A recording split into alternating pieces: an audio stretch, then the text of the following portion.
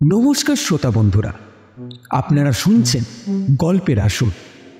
এই আসরে হবে কিছু ভয়, কিছু রহস্য, কিছু মজা, আর সাথে পাবেন বিভিন্ন স্বাদের গল্প। তাই এই রকমই গল্প শোনার জন্য আমাদের গল্পের আসর পরিবারকে সাবস্ক্রাইব করতে ভুলবেন না, কারণ প্রতি সপ্তাহে এই আসরে নতুন নতুন গল্প আসতেই থাকবে। তাই আপনিও আসতে ভুলবেন না কিন্তু।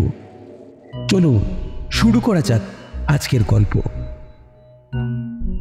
আজকের গল্পে আমাদের লেখক রূপম রায়ের কলমে তারানাথ তান্ত্রিক ও তারাপীঠের মহাশ্মশান।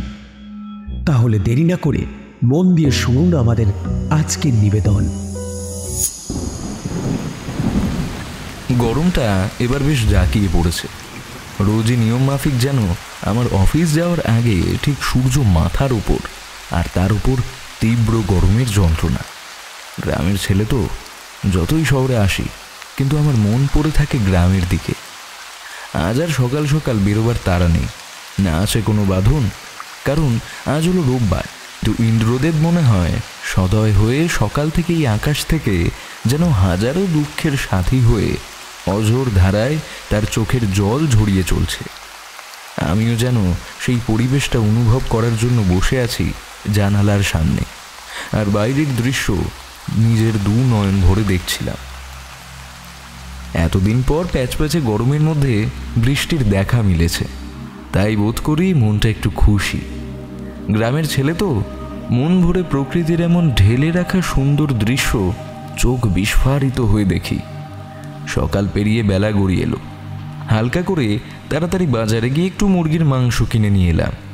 রোববার দিন দুপুর মানেই মধ্যবিত্তদের জন্যে গরম গরম ধোয়া ওঠা ভাত আর কষা করে মুরগির মাংস। দুপুরে ভাত ঘুম দিলাম একটু। বৃষ্টিটাও ধরেছে এবার।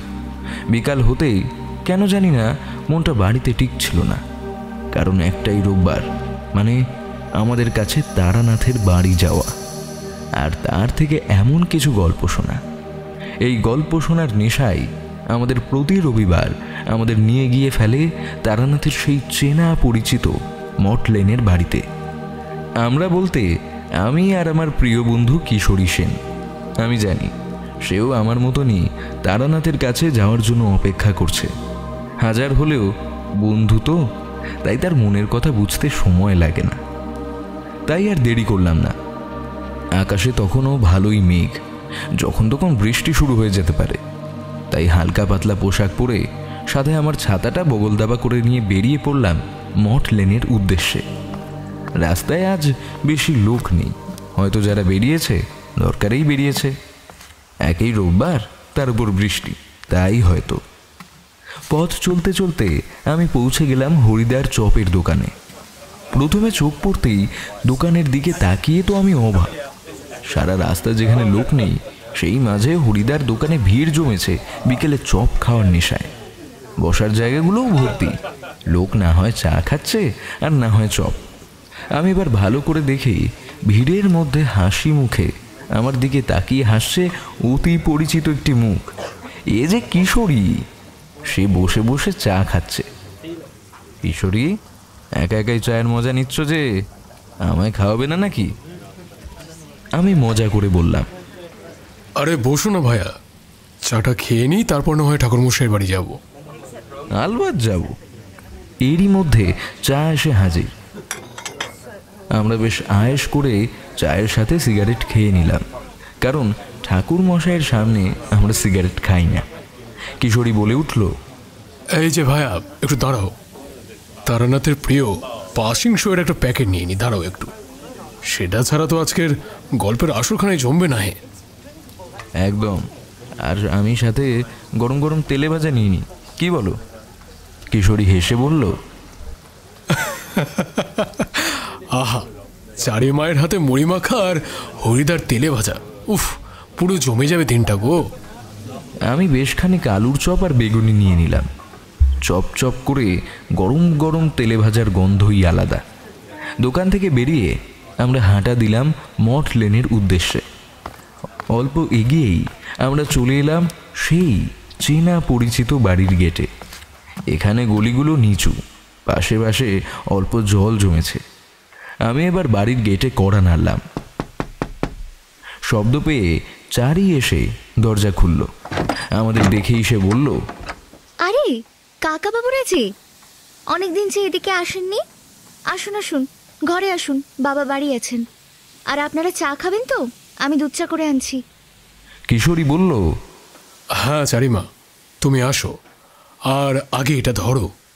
বলে চপের পাতটা তার হাতে তুলে দিয়ে বলল, এই যে শোনো, আগে আম তেল দিয়ে একটু ঝাল দিয়ে মুড়িটা মেখে আনো তো। তোমার তাড়া নেই, হ্যাঁ মা, আস্তে আস্তে করো, আমরা ততক্ষণ ভেতরে গিয়ে বসি। আমি এবার বাইরে শব্দ পেলাম, বৃষ্টি পড়ার শব্দ। বুঝলাম বাইরে নেমে গেল। সকাল পেরিয়ে বিকেলে অঝোরে বৃষ্টি নেমেছে।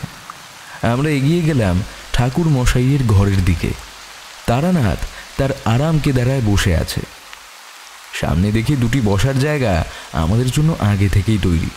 তারানাথ যেন আগেই জানতো যেন আমরা আসতাম। তারানাথ আমাদের বসতে বলল। আমরা বসলাম, আর সাথে সাথেই কিশোরী হাসি মুখে তারানাথের দিকে পাসিং শোয়ের প্যাকেটটা বাড়িয়ে দিল। আমি বললাম, তা ঠাকুরমশাই, আপনার শরীরের খবর কি? তারানাথ একটু হাসলো আর বলল, আর শরীর, বেঁচে থাকাটাই যেন সব থেকে বড় লড়াই এই জীবনে। নিজে ভালো থাকার থেকে অপরকে ভালো রাখা, এটাই হলো জীবনের মূল মন্ত্র। আর এ বুড়োর কথা মনে পড়ে শুধু রবিবারে। তা বেশ ভালো, তোমরা আসো, আমার বেশ ভালো লাগে। যৌবনে যে লোকটা কত পথে পথে ঘুরে বেরিয়েছে, সেই বুড়ো বয়সে ঘরে পড়ে থাকে। তারানাথ এবার একটু দীর্ঘশ্বাস ফেলে বলল, কত পথ, কত জঙ্গল, একা পায়ে ঘুরে বেরিয়েছি।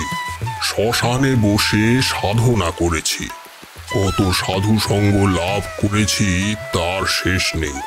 তাই এই জীবনে আমার বেশি চাওয়া পাওয়া নেই। আমি আমার জীবনের সব মুহূর্তে আনন্দ লাভ করেছি, তাই আর এখন হা হুতাশ করি না। আমি বুঝলাম তারানাথের মনটা ততটা ভালো নেই। সে তার পুরনো স্মৃতি ঘেটে কিছু অজানা কারণে কষ্ট পাচ্ছে। তা ঠাকুর মশাই, এবার তো আমরা এসে গেছি, তাই এবার তো মন মরা হয়ে বসে থাকলে চলবে না। আপনি নিয়ে চলুন তো, নিয়ে চলুন। আজকে না হয় আরও একখানা সুন্দর আপনার অভিজ্ঞতার গল্পে যাওয়া যাক। চলুন না, আমাদের যে আর তর্স হয়েছে না মশাই। এরই মধ্যে চারি ঘরে এসেছে মুড়ি মাখা আর গরম গরম তেলে ভাজা নিয়ে। তারানাথ বললেন, আহা, আবার এই সমস্ত কিছু আনার কি দরকার ছিল? কিশোরী বলল, এটা আপনি কি বলছেন? এ তো আমরা সামান্য কিছু খাবার ভালোবেসে নিয়ে আসি, তাতে আবার আপত্তি কিসের? আর তাছাড়া এসব তো শুধু আপনার জন্য নয়, সাথে তো আমরাও খাই নাকি। গল্পের সাথে সাথে এই খাওয়া দাওয়াটা বেশ জমে মশাই, এইসব কথা বলবেন না। তারানাথ আর কিছু বললেন না, শুধু হাসলেন, কারণ কিশোরীর মশকরা তিনি ধরতে পেরেছেন। তারানাথ এবার বলল, তা বেশ বেশ। আচ্ছা, আজ দিনটা কি তোমরা জানো কি? আমি গরম গরম একটা বেগুনিতে কামড় দিয়ে বললাম, না ঠাকুর মশাই, আপনি বলুন, আমার তো মনে পড়ছে না। তারানাথ বলে উঠল, এইটুকু খবর রাখো না, আজ হলো মা তারার পুজো, অর্থাৎ আজ হলো কৌশিকী অমাবস্যা। তারাপীঠে এখন কত ভিড় আর ভক্ত সমাবেশ ঘটে তোমরা জানোই না। হ্যাঁ ঠাকুর মশাই, শুনেছি বটে, আর এখন অত মনে থাকে না, কিন্তু পুজো তো বটে, ভালো কথা। কিন্তু এই কৌশিকী অমাবস্যা ব্যাপারটা কি জানতাম না তো। কেন? এই অমাবস্যায় সাধনা করে আপনি অনেক সম্পত্তি আর ক্ষমতা লাভ করেছিলেন বুঝি ঠাকুর মশাই? এই রে, বোকা বোকা একটা প্রশ্ন করেই বসলো কিশোরী। তোমাদের তো আগেও বলেছি, আমি মধুসুন্দরী দেবীর কৃপায় যে সমস্ত ক্ষমতা লাভ করেছি তা শুধু মানুষের সেবা করতেই ব্যবহার করেছি। চাইলেই অপব্যবহার করে আমি শক্তি খোয়াতে পারতাম, কিন্তু আমার মন সৎ পথে মায়ের আরাধনা করেই কেটে গেল। মধুসুন্দরী দেবীর কৃপায় আমি জানি তিনি বলেছিলেন যে আমার ভাত কাপড়ের ওপর কোনো দিন কোনো অভাব হবে না, আমি বড়লোক হব না কোনো দিন, আবার না খেয়েও থাকতে হবে না। আর তার কথাই আজ সঠিক। কৌশিকী অমাবস্যা কথাটা যখন উঠেছে তখন শোনো। এই বলে তারানাথ একটা পাসিংশ ধরিয়ে ফেললেন আর এক টান মারলেন, সাথে ধোয়ার এক কুণ্ডলি পাকিয়ে ছাড়লেন। আমি বুঝলাম তারানাথ নিজের মনের মধ্যে গল্পটা সাজিয়ে নিচ্ছেন। আসলে তারানাথ এমন মানুষ যার কাছে রসহীন গল্পও হয়ে ওঠে রসালো। লোকটার মধ্যে জাদু আছে বলতে হবে, না হলে আমি আর কিশোরী প্রতি রোববার গিয়ে হাজির হই তার বাড়িতে। তারানাথ সেই গল্প বলিয়ে পটু মানুষদের মধ্যেই পড়ে। যাই হোক, আমি আর কিশোরী একে অপরের মুখ চাওয়াচাওয়ি করলাম। শোনো তবে, কৌশিকী অমাবস্যা হলো এমন এক অমাবস্যা যা বছরে মাত্র একটি বার আসে।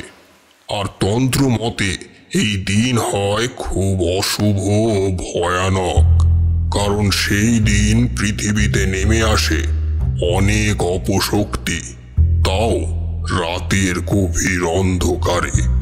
আর এই দিনটা তান্ত্রিকদের কাছে প্রচণ্ড শুভ, কারণ সেই দিন তপস্যা করলে তাতে ফল পাওয়ার আশা অনেক বেশি। আর এই কৌশিকী অমাবস্যায় বামাক্ষেপাও তারাপীঠের মহাশ্মশানে সাধনা করে বৃহস্পতিবার সিদ্ধি লাভ করেছিলেন। আমি তখন সেইবার বীরভূমের এক শ্মশান থেকে অন্য শ্মশানে ঘুরে চলেছি গুরু খোঁজার আশায় আর সাধু সঙ্গ লাভ করার আশায়। তখন আর কোন মাস কত তারিখ ওই সব খেয়াল থাকতো না। মন তখন পুরো বিরাগী, কারণ ঘরে ফেরার কোনো ইচ্ছে আমার মধ্যে ছিল না। সেই রকমই একদিন ঘুরছি পথে পথে রাস্তায়। সেই দিনই রামপুরহাটের ওদিকে একটা পুরানো পরিত্যক্ত শ্মশানের খোঁজ পাই, যেখানে নাকি নিত্য সাধুদের আগমন ঘটে। আমি আর সময় নষ্ট না করে চলি সেই শ্মশানের উদ্দেশ্যে, কিন্তু সেইখানে পৌঁছে আমি হতাশ হয়ে গেলাম। আমি পুরো শ্মশানটা খুঁজে দেখলাম কোনো সাধু মানুষের দেখা পাওয়ার আশায়, কিন্তু হতাশ হলাম। একটু সেইখানে বসে বিশ্রাম নেব ভাবছি, দেখলাম একটা বছর 16-17 ছেলে কাঠ কুড়োতে এসেছে। আমি তাকে আমার কাছে ডেকে জিজ্ঞেস করলাম, আচ্ছা শোনো, এখানে কি কোনো সাধু সমাগম সত্যি হয়, না সব হাওয়ায় ওড়ানো গল্প কথা? ছেলেটা একবার আমায় আপাদ মস্তক দেখে নিয়ে বলল, দেখে তো তান্ত্রিক সাধক বইলাই মনে হইতাছে। আপনি ঠিক জায়গায় আইছেন, কিন্তু এখন তো কোনো সাধু ঠাকুররা আসবেন না। আপনি কি জানেন না আজ বাদে কাল যে মা তারার পুজো তারাপীঠে, আর সেইখানে মহাশ্মশানে কত শত লোক আর সাধু আসবেন তার ঠিক আছে নাকি? সবাই তো সেইখানেই গেছে শুনছি। আপনিও যাবেন না মা তারার মন্দিরে? কাল হলো কৌশিকী অমাবস্যা, তাই সেইখানেই সব সাধু তান্ত্রিকদের আসা নিশ্চিত। আপনিও যান সেখানে। এই কথা বলে সেই ছেলেটা একটা হালকা হাসি দিয়ে চলে গেল, যেন সে আমায় আমার গন্তব্য দেখিয়ে দিয়ে চলে গেল। আমি সেই দিনই রাতের মধ্যে বেরিয়ে পড়ি। রাস্তায় তখন বেশ ভিড়, ধীরে ধীরে ভক্ত সমাবেশ ঘটছে। তাই গরুর গাড়ি নিয়ে তারাপীঠের মহাশ্মশানে পৌঁছাতে বেশি একটা সময় লাগলো না। আমি পৌঁছে সেইখানেই আগে গিয়ে মা তারাকে মন দিয়ে প্রণাম করে নিলাম। আমি এর আগেও অনেকবার এসেছিলাম তারাপীঠে, কিন্তু প্রতিবারই মায়ের ওই মায়া ভরা চোখ দেখলে মন ভরে যায়, যেন অবাক হয়ে তাকিয়ে থাকতেই ইচ্ছে করে। আমি মন্দির থেকে বেরিয়ে দেখলাম একদল মানুষ। বলো হরি, হরি বল। রব তুলতে তুলতে শ্মশানের দিকে এগিয়ে আসছে। গ্রামের হয়তো কেউ মারা গেছেন, তাই শেষকৃত্য সম্পন্ন করার জন্য নিয়ে আসা হয়েছে শ্মশানে। সেই স্থানে কিছু লোক মৃতদেহ নিয়ে বসে আছে, আর বাকি মানুষেরা তারা হয়তো কাঠ কাটার জন্য গেছে এই মানুষটির শেষ কাজ সম্পন্ন করবে বলে। আমি তখন একটা গাছের তলায় গিয়ে বসলাম। প্রায় সমস্ত মানুষের হাতে একটা করে হারিকেন রয়েছে। রাতের অন্ধকারে একে একে সমস্ত মানুষ ফিরে এলো কাঠ জড়ো করে। আমার সামনেই চিতা সাজিয়ে তাতে মৃতের কেউ আগুন দিল। সমস্ত মানুষ কিন্তু শান্ত, কারণ শোকে সবাই নিজেদের সাথেই কথা বলছে না। আমিও এক দৃষ্টিতে তাকিয়ে রইলাম সেই জ্বলন্ত চিতার দিকে, কারণ এক চরম সত্য আমার চোখের সামনে ঘটে চলেছে। মানুষের কিসের এত অহংকার, কিসের এত লোভ, কিসের এত চাওয়া পাওয়া? মানুষ এসেছে একা, চলে যাবেও একা। সব অহংকার একদিন মাটিতে পড়ে থাকবে ছাই হয়ে। আমি কেমন জানি আমার নিজের মনের মধ্যে অদ্ভুত এক নিস্তব্ধতা অনুভব করলাম, যা আমার মনকে একেবারে শান্ত করে দিল। পৃথিবীর সমস্ত কিছুই বদলে দিতে পারে মানুষ, কিন্তু এই জন্ম মৃত্যু, সেটা মানুষের হাতে নেই। চোখের সামনে সমস্তটা দেখছি আর অনুভব করছি যে এই জীবনে আমার যত কাজ রয়েছে সব করে যেতে হবে, কারণ নিজেদের কাজ সম্পন্ন করার জন্যই মহান ঈশ্বর আমাদের এ ভুবনে পাঠিয়েছেন। আর আমি মনে মনে যে শান্তি অনুভব করছি, হয়তো সমস্ত মানুষ যারা দাহ করা দেখছেন তারাও একইভাবে সেই শান্তি অনুভব করছে। মৃত্যু হলো এমনই এক পরম সত্য। আমি এই একটা জিনিস খেয়াল করলাম যে কারো চোখে কিন্তু জল নেই। যতই প্রিয় আত্মীয় হোক, এই সত্য অনুধাবন করে সবাই মন থেকে শান্ত হয়ে গেছেন। আর শ্মশান শব্দটা উচ্চারণ করতেও অনেকের গা ছমছম করে, কেননা শ্মশান যে আমাদের দাঁড় করিয়ে দেয় পৃথিবীর সবচেয়ে নিষ্ঠুর বাস্তবের কাছে। যাঁরাই শ্মশানে গিয়েছেন স্পষ্ট করে বুঝেছেন, মৃত্যু কাউকে রেয়াত করে না। একদিন সে যখন ডাক দেবে, তখন সযত্নে রক্ষা করা অহং বা শরীর সবটাই চলে যাবে বৃথার খাতে। তখন পাশে পড়ে থাকা একটা মৃতদেহের সঙ্গে অন্যগুলোর কোনো তফাৎ থাকবে না। তখন তারা হেলা ফেলার বা দাহতে কর্তব্য পালনের মাধ্যম মাত্র। তবে তারাপীঠের শ্মশানকে দেখতে হবে একটু অন্য চোখে, যে কারণে একে বলা হয় মহাশ্মশান। এই মহাশ্মশানেই জীবন আর মৃত্যুর পটভূমি নিত্য রচনা করে চলেন দেবী তারা। এই সমস্ত জিনিস তখন আমার শান্ত মন ভেবেই চলেছিল। সেই মৃতের দাহ কার্য এতক্ষণে সম্পাদন হয়ে গেছে। এমন সময় পিছন থেকে একটা অন্য দল ঘাড়ে বাঁশের খাটিয়ায় বলো হরি, হরি বল বলতে বলতে এগিয়ে আসছিল। সত্যি অদ্ভুত একটা জায়গা বটে। একের পর এক দেহ এসেই চলেছে। সেই মৃতদেহটা যখন আমার সামনে দিয়ে নিয়ে যাচ্ছে, হঠাৎ করেই যেন আমার মনটা খচ করে উঠল, কারণ চোখের সামনে যেটা দেখলাম তাতে আঁতকে ওঠারই কথা। কারণ যে মৃতদেহ এরা নিয়ে যাচ্ছে সেই দেহটাকে ঘিরে রয়েছে এক অদ্ভুত কালো ধোঁয়ার মতো ছায়া, আর সেই ছায়ার যেন মুখ আছে। বিশ্রী একটা কালো ছায়া মূর্তি, যার সারা শরীরে ধোঁয়ার অবয়ব, কিন্তু মুখের কাছে সাদা সাদা দাঁত, চোখগুলোর কোটর শূন্য। মুখে বিরাজ করছে এক পৈশাচিক হাসি, যার মধ্যে লোভটাই বেশি। লাল রঙের জিভ থেকে মাঝে মাঝে লাল পড়ছে গড়িয়ে, আর সে তাকিয়ে রয়েছে মৃতদেহের দিকে। এটা কোনো শুভ সংকেত নয়, কারণ কাছের গ্রামবাসী যারা এসেছিল তাদের সবার হাতে এই হারিকেন কিংবা মশাল ছিল, কিন্তু এই পৈশাচিক ছায়া তারা দেখতে পাচ্ছিল না। দেখতে পাচ্ছিলাম শুধু আমি। মধুসুন্দরী দেবীর কৃপায় আমি এই ক্ষমতা পেয়েছিলাম।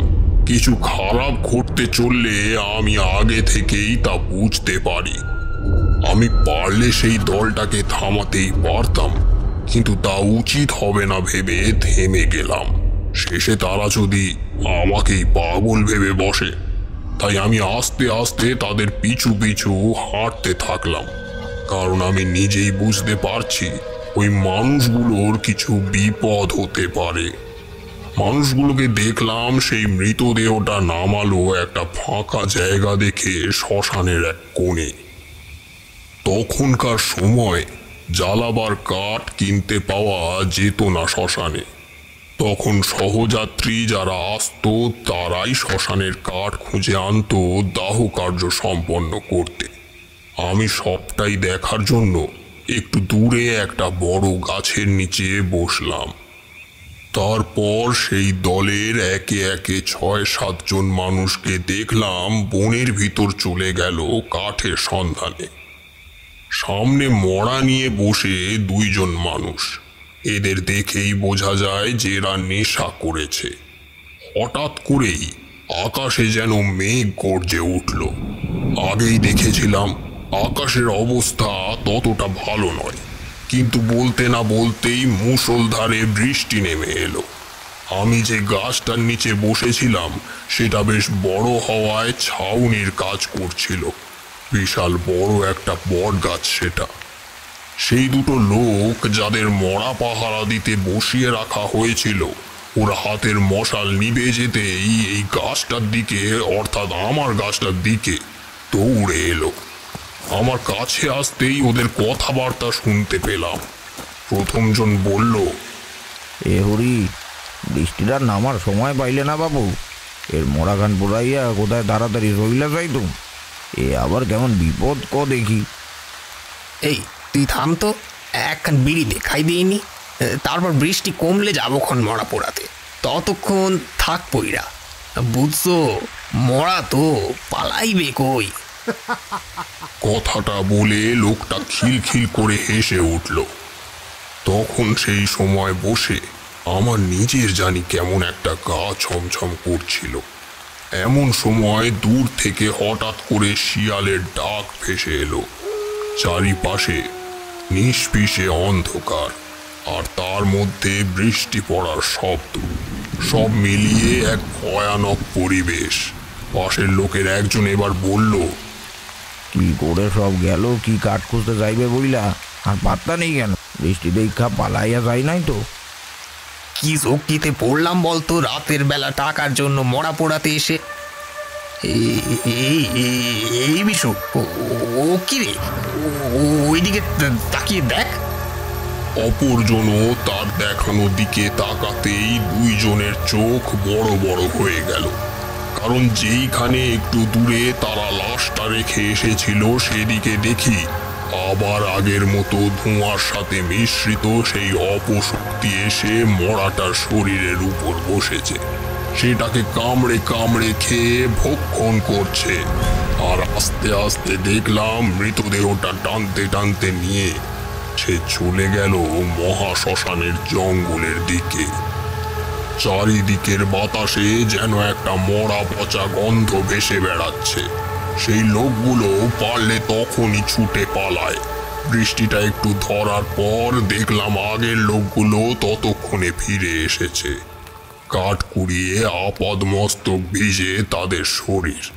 তারা তো খাটিয়ার ওপরে দেহটা না দেখে ভয় পেয়ে গেল। থমথমে মুখে আমার পাশের দুই লোক দুটোকে ওদের একজন জিজ্ঞেস করলো, আরে বিশু, লাশ খান গেল কই? তোদের না পাড়ায় থাকতে বলছিলাম, এই তো কাজ। বিশু বলে লোকটা তখন ভয়ে গুটিয়ে রয়েছে। লোকগুলো আমার দিকে এগিয়ে এসে বলল, বাবা, আপনি তো এই গাছের নিচে এতক্ষণ বসেছিলেন, এখানে হইছেই বার কি? আর লাশটা গেল কোথায়? জয় তারা, তোরা মশাল জ্বালিয়ে নে, এগিয়ে চল। একটু খুঁজলেই পেয়ে যাবি লাশটা, কিন্তু ভয় পাস না যেন। আমার কথা মতো ওরা দল বেঁধে এগিয়ে চলল লাশটা খুঁজতে। আমিও ওদের সাথে গেলাম। বেশি খুঁজতেও হলো না। একটা বড় শিমুল গাছের মস্ত ডালে ঝুলছে মড়াটা। চারিদিক নিস্তব্ধ। আমরা গাছের দিকে এগিয়ে যাব এমন সময় গাছের ডাল থেকে মড়াটা হঠাৎ করেই নিচে ঝুপ করে পড়ে গেল। যে লোকগুলো এসেছিল মশালের আলোয় তারা এই পৈশাচিক দৃশ্য দেখে ভয় পেয়ে গেল। কারণ সামনে যে মড়াটা পড়ে আছে তার দেহের কিছুটা অংশের মাংস কে যেন খুবলে খুবলে খেয়েছে। তার উপর চুইয়ে চুইয়ে রক্ত গড়িয়ে পড়ছে। পরিবেশে তখন মরা পচা দুর্গন্ধটা যেন বেড়েই চলেছে। আমি ওদের উদ্দেশ্যে বললাম, কাঠ নিয়ে এসো দৌড়ে। এই মড়াটাকে আর খোলা অবস্থায় রাখা যাবে না, তাড়াতাড়ি পুড়িয়ে ফেলতে হবে, না হলে বিপদ কিন্তু আরো বাড়বে। যেমন বলা তেমনি কাজ। লোকগুলো তাড়াতাড়ি কাঠ এনে জড়ো করে দাহ কার্য সম্পাদন করে চলে গেল। চোখ মুখ দেখে মনে হলো যা ভয় এরা পেয়েছে এখন শুধু পালিয়ে বাঁচল ওরা। আমি তখনও ফেরার পথে সেই বড় শিমুল গাছের দিকে তাকিয়ে দেখলাম সেইখানেই আবার পুনরায় কালো ধোঁয়ার মতো কুণ্ডলিটা জমাট বাঁধছে। আর সেইখান দিয়ে অদ্ভুত একটা পৈশাচিক গলার আওয়াজ ভেসে আসছে। এই আওয়াজ ইহ জগতের কোনো প্রাণীর হতে পারে না। ফ্যাস ফ্যাসে নারী কণ্ঠে স্পষ্ট শুনতে পেলাম সেই পিশাচ হাসতে হাসতে বলছে, আমার খাবার মরা, তোরা আমার থেকে আমার খাবার কেড়ে নিয়েছিস। এই শ্মশান এখন আমার, এখানে মরা আসবে আর আমি সেগুলোকেই খাবো। কেউ আমাকে আটকাতে পারবে না, আর আমার পথে যে আসবে আমি শেষ করে দেব তাকেও। সেই পিশাচিনীর খিলখিলে হাসিতে চারিপাশ ভরে এসেছে। আমি আর সেই স্থানে গাছের নিচে দাঁড়ানো নিরাপদ মনে করলাম না, কারণ এখন কৌশিকী অমাবস্যার জো চলছে। এই সমস্ত ঘটনা তারই জন্য। এই অমাবস্যায় এই সমস্ত পিশাচদের শক্তি অনেক গুণে বেড়ে যায়। আর এই জাতীয় পিশাচ যারা শ্মশানে আশ্রয় নেয় এরা মরা খেকো পিশাচ। এদের শক্তি অপরিসীম। আমি সেই জঙ্গলের মধ্যে বেশিক্ষণ না দাঁড়িয়ে শ্মশানের মধ্যে এগিয়ে চলেছি।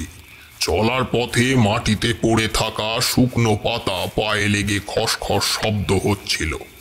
এমন সময় হঠাৎ করেই সামনের অন্ধকারের ভিতর দিয়ে একটা আলো মিটমিট করে জ্বলতে দেখতে পেলাম।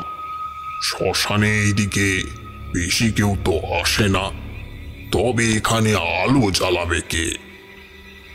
আমি জানতাম তারাপীঠ শ্মশানে অনেক রহস্য লুকিয়ে আছে। এই তারাপীঠ শ্মশান দেবী মা তারার আবাস। তারাপীঠের মহাশ্মশানেও জ্যোতিরূপে বাস করেন দেবী স্বয়ং। তা ঠিক যেন একটি তারার মিটিমিটে আলো। দেবীর সঙ্গে থাকেন যোগিনীরা। অনেকেই তারাপীঠের মহাশ্মশানে অন্ধকারের মধ্যে এই মিটিমিটি আলো দেখতে পান। দেবীর উপস্থিতি এই শ্মশানের 3 মহারহস্যের মধ্যে প্রথম। আমি শুনেছিলাম লোক বিশ্বাস বলে সেই আলো দেখে কাছে যেতে নেই, তাতে দেবী রুষ্ট হন। কিন্তু একি সেই আলো যেন আমায় ডাকছে নিজে থেকেই।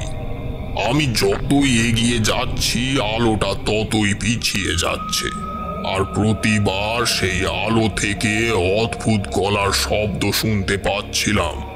সেই গলা যেন আমায় ডাকছে, আর কি মায়া ভরা সেই ডাক, যেন আমাকে এক মোহের বাঁধনে জড়িয়ে ফেলছে। আর আমি সেটা শুনে মন্ত্রমুগ্ধের মতো এগিয়ে চলেছি। সেই মোহের বশে যে শ্মশানের কোন প্রান্তে আমি চলেছি তা নিজেও জানি না। প্রতিবারই ডাক ভেসে আসছে, তারানাথ আয়, এদিকে আয়। আসবি না আমার কাছে? আয় তারানাথ, এগিয়ে আয়। সেই মায়াময় নারী কণ্ঠ তখন আমাকে পাগল করে তুলেছে। হঠাৎ করেই আমি নিজের খুব কাছে নদীর স্রোতের শব্দ শুনতে পেলাম, কিন্তু আমার মধ্যে তখন নিজের কোনো কর্তৃত্ব নেই। আমি চলেছি মোহের বশে। এমন সময় হঠাৎ জানি না কোথা থেকে আমার শরীরে প্রচণ্ড ঝাঁকুনি অনুভব করলাম। কেউ যেন আমাকে ধাক্কা মেরে ফেলে দিল। সাথে সাথেই আমার মোহ ততক্ষণে কেটে গেছে। তখন দেখলাম আমি পড়ে আছি একটা চড়ায়, আর পাশেই বয়ে চলেছে শ্মশানের জঙ্গল সংলগ্ন নদী। এই নদীর নাম হলো দ্বারকা নদী। আমি জানতাম যে তারাপীঠের মহাশ্মশানের দ্বিতীয় রহস্য লুকিয়ে আছে শ্মশান সংলগ্ন দ্বারকা নদীর জলে। এই নদী উত্তর বাহিনী, অর্থাৎ এর স্রোত বইছে উত্তর দিকে। হিন্দু ধর্মে উত্তর বাহিনী নদী বিশেষ গুরুত্বপূর্ণ, কেননা ভারতের প্রায় সব নদী নেমেছে উত্তর দিকে স্থিত হিমালয় থেকে। অতএব তাদের ধারা কখনোই উত্তর অভিমুখী হবে না, হলে তা বইবে উল্টো খাতে। একমাত্র কাশীতে গঙ্গা উত্তর বাহিনী, আর বীরভূমে দ্বারকা। তাই দ্বারকা নদী মহাশক্তির উৎস। এই নদী জলে স্নান করলেই সিদ্ধি লাভের যোগ্যতা অর্জন করেন মানুষ, আর দূর হয় সব পাপ। কিন্তু আমি এখানে এই নদীর পাড়ে এসে পৌঁছালাম কি করে, তখনও বুঝে উঠতে পারছিলাম না। সামনে একটা সাধু বাবাকে আমি দেখতে পেলাম দাঁড়িয়ে আছেন, কিন্তু আমি কিছু বুঝে উঠে বলার আগেই তিনি বললেন, বেটা, তুই রাতের বেলা এই শ্মশানের অন্ধকারে কি করছিস? তোকে তো সাধু বা তান্ত্রিকের মতোই লাগছে, কিন্তু তুই কি জানিস না আজ অমাবস্যা? মানুষ ভুল করেও এই দিক মারায় না, আর তুই এসেছিস এই শ্মশানের দিকে। পাগল হয়ে গেলি নাকি? আজ যদি আমি সঠিক সময় তোকে দেখতে না পেতাম, তুই আজ শেষ হয়ে যেতি। আজ কৌশিকী অমাবস্যার আগের রাত। এই সমস্ত রাতের বেলা শ্মশানে কত বিপদ লুকিয়ে থাকে তা তোর নিশ্চয়ই অজানা নয়। কত শত অপশক্তি ঘুরে বেড়াচ্ছে আজ এই রাতে এই শ্মশানের অন্ধকারে। তাই বলছি, ফিরে যা এখান থেকে, তাতেই তোর মঙ্গল হবে বেটা। আমি তখনও কি বলবো বুঝতে পারছিলাম না। তখনও যেন অদ্ভুত হালকা একটা ঘোর লেগেই আছে। সেটাকে কাটিয়ে উঠে আমি বললাম, ধন্যবাদ সাধু বাবা। আপনি না থাকলে যে আজ আমার কি হতো ভেবেই উঠতে পারছি না। আজ আপনি আমার প্রাণ রক্ষা করলেন, কিন্তু আপনি এই রাতে এই মহাশ্মশানে করছেন কি এই নদীর চরে? আরে বেটা, আমি সিদ্ধানন্দ তান্ত্রিক। আমি আজ রাতে সাধনা করব বলে এইখানেই আশ্রয় নিয়েছিলাম ওই গাছের নিচে। কিন্তু সেই সাধনার জন্য লাগতো একটা শবদেহ। এটা দ্বিতীয় মহাবিদ্যার সাধনা। ও এখন তুই বুঝবি না, সেই মতো একটা দেহ জোগাড় করে রেখেছিলাম, কিন্তু এক মরা খেগো পিশাচ এনে এসে কোথা থেকে সেই মরাকে যেন খুবলে খুবলে খেয়ে শেষ করে দিয়েছে। তাই আর আজ রাতে সাধনা করা হয়নি। তাই এই রাতে নদীর ধারে বসেছিলাম। আমি ওই কোনো অপশক্তিকে ভয় পাই না, কিন্তু সাধনা ভঙ্গ হওয়ায় মনটা খারাপ ছিল। এরই মধ্যে তোকে দেখতে পেলাম, তুই দিক শূন্য হয়ে অন্ধের মতো একটা মিটমিটে আলো দেখে ছুটে আসছিস। তাই তোকে বাঁচালাম। আর একটু দেরি হলে তুই ওই দ্বারকার জলের প্রবল স্রোতে ভেসে যেতি। এবার থেকে সাবধানে চলাচল করবি, বুঝলি? কারণ তারাপীঠের মহাশ্মশান কোনো অবাধে ঘুরে বেড়াবার জায়গা নয়, যেখানে কাল কৌশিকী অমাবস্যা। হ্যাঁ, আপনি ঠিক কথাই বলেছেন। আমি সেই পিশাচিনীকে নিজের চোখে দেখেছি। একটু আগে একটা দল মরা নিয়ে এসেছিল, সেটাকেও সে খেয়ে নিয়েছে। তাই জন্য আমিও তাড়াতাড়ি মন্দিরের দিকে এগোচ্ছি। এমন সময় সেই আলো দেখতে পেয়ে মোহগ্রস্তের মতো এগিয়ে গেলাম, আর তার পরিণতি এটাই। আর একবার ধন্যবাদ জানাই বাবা আপনাকে। আর ভুল সে তো আমারই। আমি নিজেই আজ গাত্রবন্ধন মন্ত্র দ্বারা নিজেকে বাঁধতে ভুলে গিয়েছিলাম। সেটা করলে আর এই বিপদে আমাকে পড়তে হতো না। তন্ত্র নিয়ে কাজ করা কোনো ছেলে খেলা নয়। তুই নতুন সাধক, আর এইরকম ভুল করিস না। কারণ কিছু অসাবধানতাই সাধকের প্রাণ নিতে পারে শক্তিশালী কিছু অপশক্তি, যেমনটা আজ তোর সাথে হয়েছে। কিন্তু এবার আপনার সাধনার কি হবে বাবা? সেই মরা খেকো তো আপনার সব দেহ খেয়ে চলে গেছে। আমি সেই পিশাচকে ছাড়ব না। ওর জন্যই আমার সাধনা ভঙ্গ হয়েছে।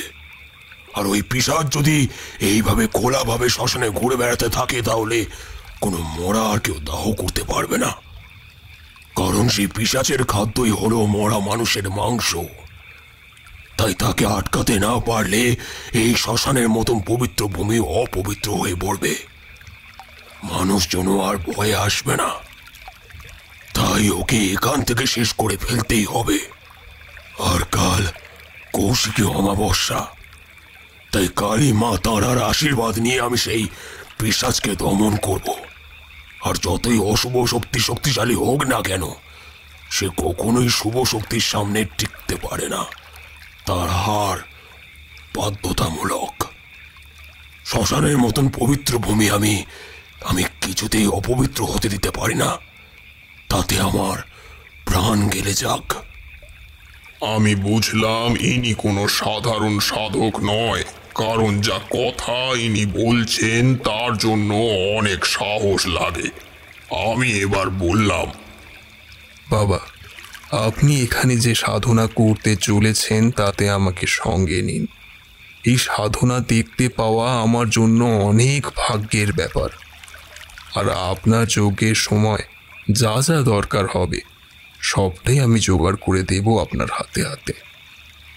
এই নিশীথ রাতে কৌশিকী অমাবস্যার কথা জেনেও তুই যখন এই মহাশ্মশানে এসেছিস, অর্থাৎ তোর সাহস আছে। তাই তোকে সঙ্গে নিতে আমার কোনো আপত্তি নেই। তবে ভয় পেলে কিন্তু চলবে না। সব সাধনা এত সহজ ব্যাপার নয়। একটু অসাবধানতায় সাধকের প্রাণও চলে যেতে পারে। তাই সেই বুঝে এগোবি। হ্যাঁ বাবা, আপনি যা যা বলবেন আমি তাই করব। শুধুমাত্র আমাকে সাথে নিন। এই রকমই সাধুগুরু তো আমি এতদিন ধরে খুঁজছি।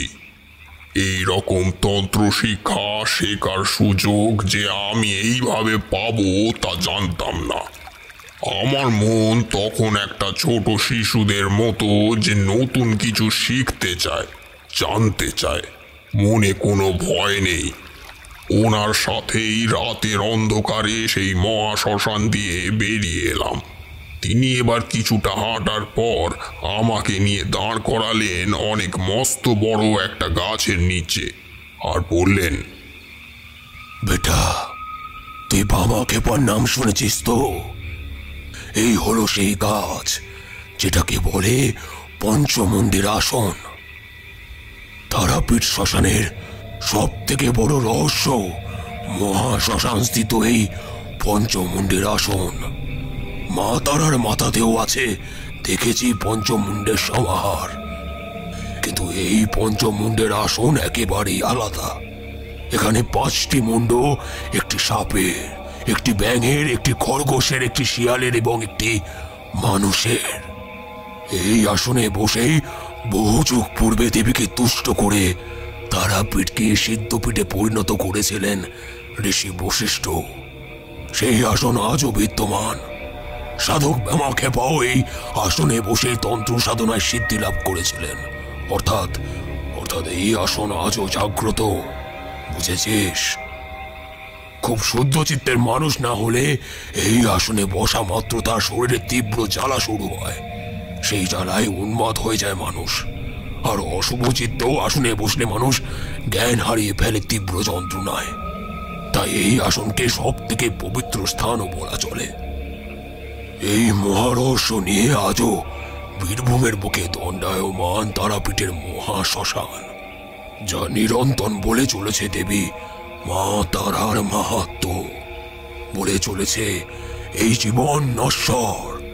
জয় তারা, জয় জয় তারা। আমি মনে মনে বললাম, এতদিনে এক সত্যিকারের সাধকের দেখা পেলাম। তার জ্ঞান শুনে আমি মুগ্ধ হয়ে গেছি। মা তারাকে মনে মনে ধন্যবাদ না দিয়ে পারলাম না। কিন্তু এখন সমূহ বিপদ। বাইরে এসে জানতে পারলাম যে শ্মশানে নাকি মহাতাণ্ডব চলছে। মানুষ এখানে মরা নিয়ে আসছে, কিন্তু তা জ্বালাবার আগেই কোনো অপশক্তি নাকি সেই মানুষের মরা দেহ খেয়ে শেষ করে দিচ্ছে। তাই সবাই তখন থতমত খেয়ে আছে ভয়ে। শ্মশানে মরা পোড়ানো দূরে থাক, কেউ ওই মাটিতে পা রাখতেও ভয় পাচ্ছে। অনেক মানুষ মরা পোড়াতে এসে নাকি দেখাও পেয়েছে ওই ভয়ানক পিশাচিনীর। এই কৌশিকী অমাবস্যা, তার উপর মা তারার পুজো, কিন্তু তার আগে একই মহাবিভীষিকাময় আতঙ্ক সৃষ্টি হয়েছে এই মহাশ্মশানে। সেই সময় বহু দূর দূর থেকে অনেক সাধু তান্ত্রিক মানুষেরা এসেছিলেন, কিন্তু তারাও কিছু করতে পারেননি। সেই প্রেতের শক্তি এতই বেশি যে তারা এবার পরাজয় স্বীকার করে নিয়েছে। বুঝলাম, আর বেশি দেরি করলে চলবে না। সাধু বাবা বললেন, জয় তারা, আজই সেই মহাকৌশিকী অমাবস্যার রাত। আর আজ রাতে সেই পিশাচ হয়ে উঠবে আরো বেশি ভয়ানক। এই তারাপীঠের মহাশ্মশানের পবিত্র ভূমিকে রক্ষা করতে হবেই।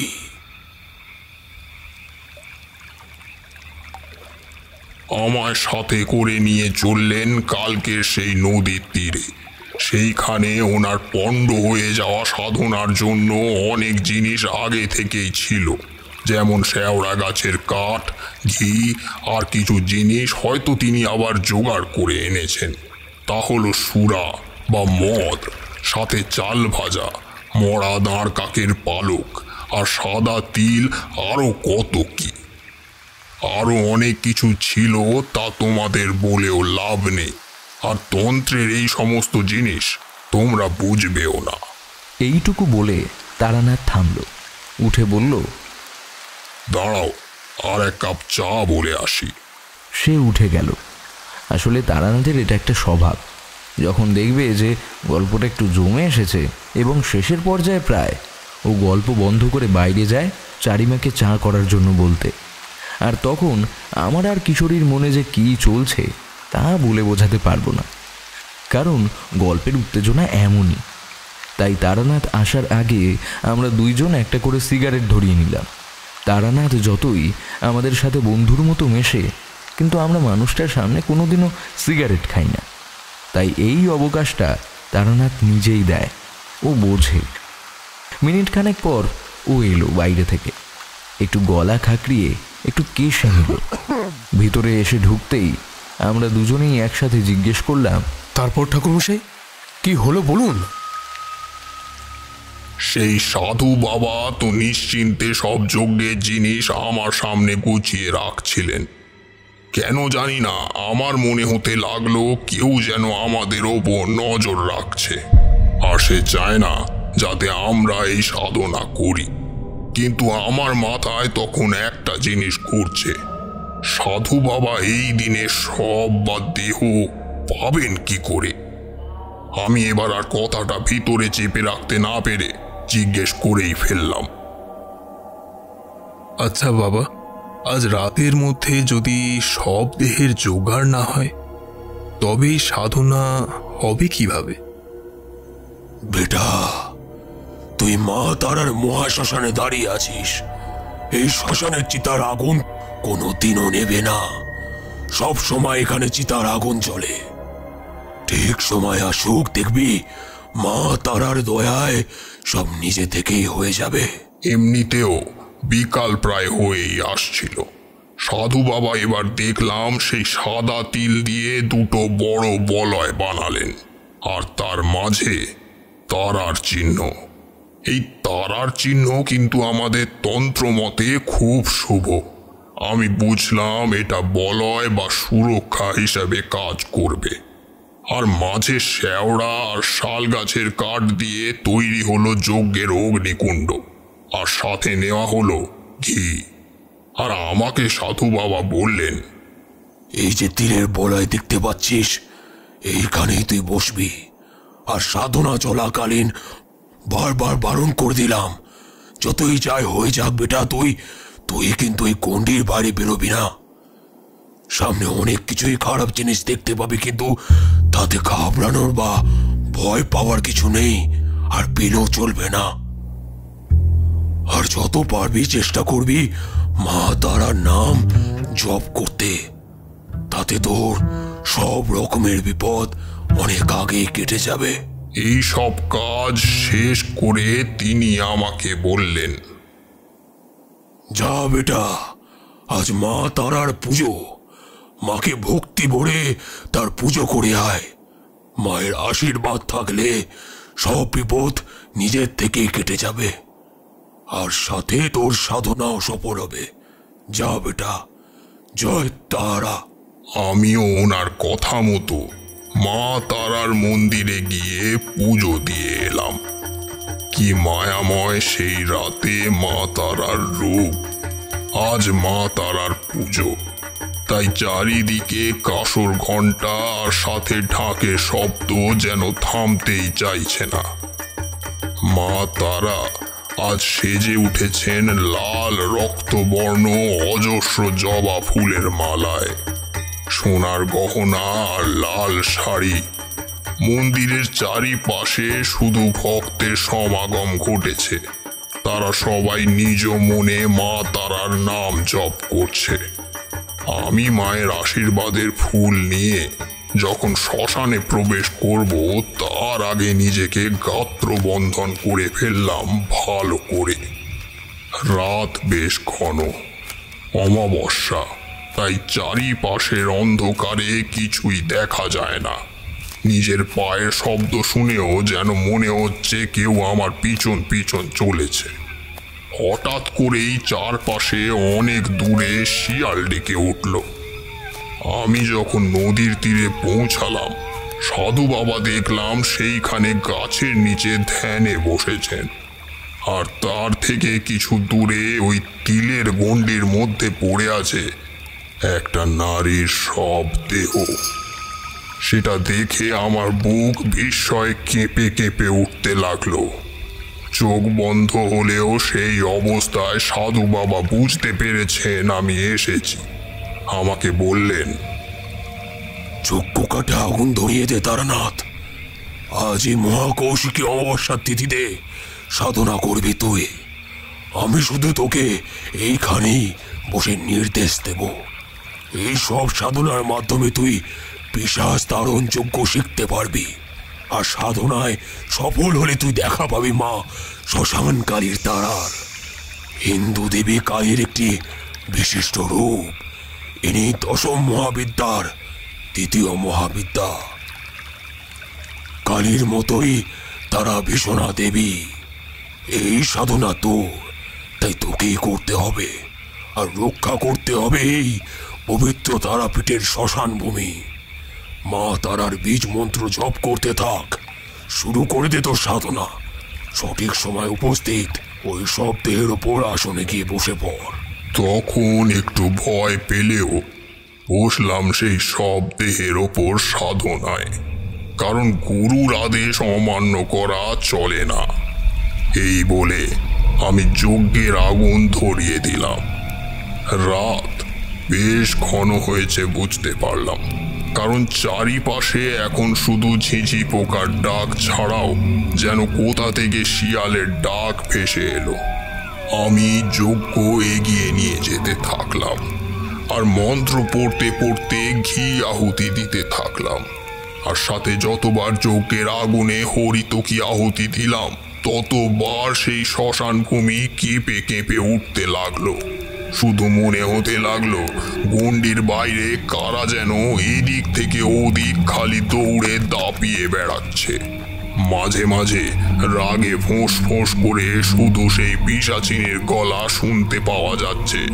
সে বলছে, আমি যাব না, আমি এই শ্মশান ছেড়ে কিছুতেই যাব না। এই তুচ্ছ তান্ত্রিকের আমি শেষ থেকে ছাড়বো। আমি জানি এই সমস্ত সব সাধনা এত সহজ নয়, শুধুমাত্র আমি গণ্ডির মধ্যে আছি বলেই সেই আত্মা আমার কোনো ক্ষতি করতে পারছে না। চারিদিকের বাতাস ক্রমশ ভারী হয়ে উঠতে লাগলো, আর তার সাথে সেই বিশ্রী গন্ধটা নাকে আসতে থাকলো। আমি বুঝলাম যে সবের ওপর বসে আছি সেটা যেন নড়ে উঠল। মরা যে শরীর, নিথর হয়ে পড়ে থাকার কথা, তাতে যেন প্রাণের সঞ্চার হয়েছে। তার মুখ থেকে বেরিয়ে আসছে ভয়ানক চিৎকার। আমি তখন তাড়াতাড়ি সেই সবের মুখে কিছু চিড়ে আর মদ ঢেলে দিতেই সেটা আস্তে আস্তে শান্ত হয়ে গেল। আমি বুঝলাম সারাদিন সেই পিশাচিনী না খেয়ে থাকার দরুন খিদে ছটফট করছে। সাথে সামনে পড়ে থাকা একটা সব দেহ দেখে তার খিদে আরো মাথা চাড়া দিয়ে উঠেছে। আবার সেই পিশাচিনীর অদ্ভুত ভয়ানক গলায় স্বর এলো, আমায় একটু খেতে দে, আমি আর পারছি না। এই মোড়াটা দে, আমি খাই, না হলে তোদের আমি এক্ষুনি শেষ করে ফেলবো। আমি তখনও নিজের মন্ত্র জপ থামাইনি। চারিপাশে কি হচ্ছে তা আমার খেয়াল করার সময় নেই, কারণ আমি সাধনার যে পর্যায়ে চলে গিয়েছিলাম তা সাধনার শেষেই সম্ভব।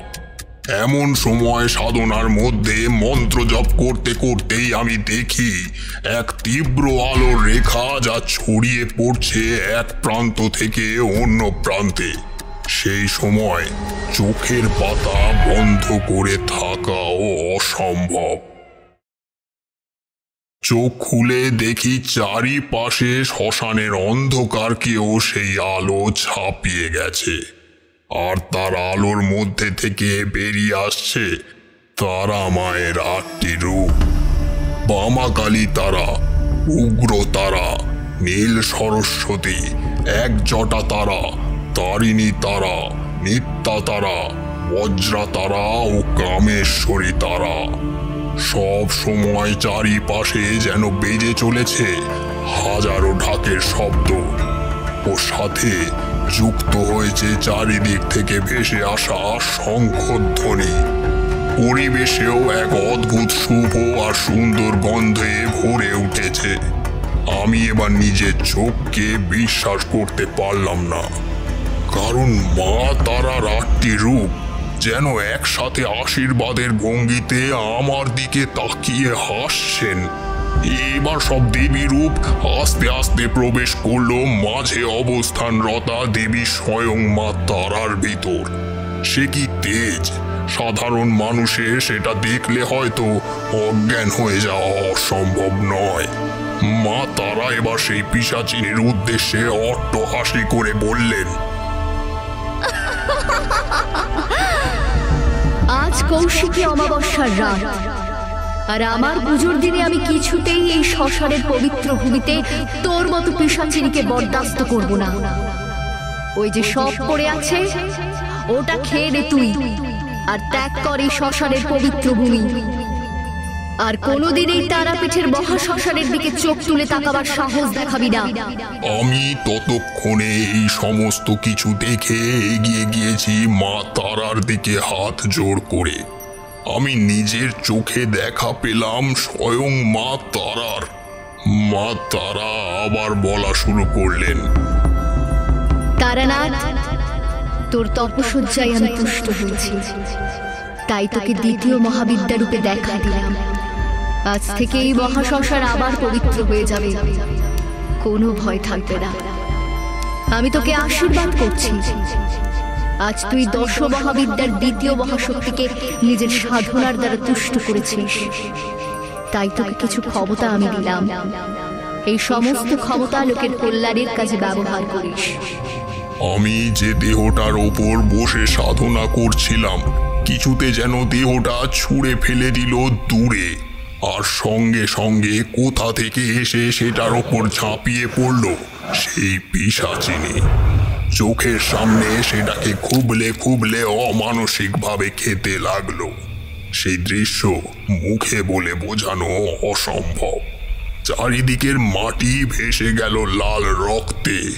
সামনে বসে যে সেই বীভৎস দৃশ্য দেখবে তার পক্ষে জ্ঞান হারিয়ে যাওয়া অস্বাভাবিক নয়। সাথে সাথে আমিও জ্ঞান হারালাম। সকালে আমার যখন জ্ঞান ফিরল, আমি মা তারার মন্দিরের বাইরে বসে আছি, আর চারিপাশ শান্ত। আমি বুঝলাম মা তারার আশীর্বাদে সব আবার ঠিক হয়ে গেছে। এমন সময় আমি একটু দূরে একটা গাছের নিচে সেই সাধু বাবাকে দেখতে পেলাম। তিনি বসে আছেন, আর তার দিক থেকে ভেসে আসছে একটা শ্যামা সঙ্গী।